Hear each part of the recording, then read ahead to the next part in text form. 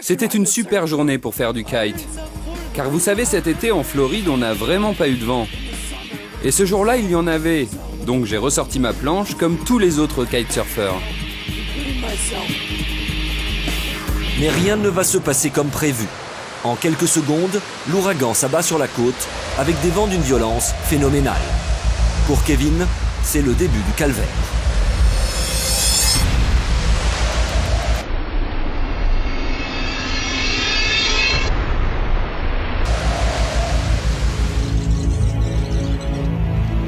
Un vent de 106 km/h le plaque violemment au sol. Le jeune homme perd connaissance. Accroché à sa voile, Kevin est alors propulsé dans les airs. Quelques mètres plus loin, sur le parking de la plage, il s'est écrasé contre le mur d'un immeuble. Kevin est inconscient, ses amis tentent de le ranimer. Il va être transporté d'urgence à l'hôpital, entre la vie et la mort.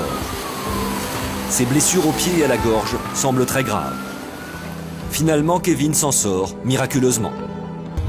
Le kitesurfer a flirté avec la mort. Il connaît désormais ses limites. La tempête fait rage, un redoutable vent de travers souffle. Et rien ne va se passer comme prévu. L'atterrissage se transforme en cauchemar.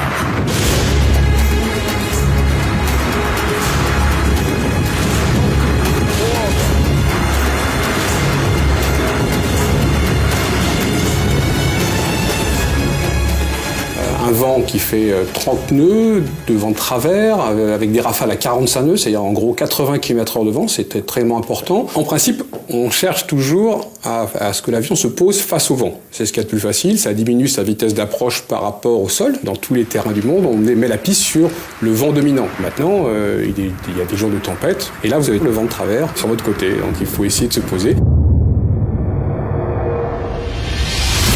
L'aile gauche vient de toucher la piste. En une fraction de seconde, le pilote réagit et remet les gaz pour éviter l'accident.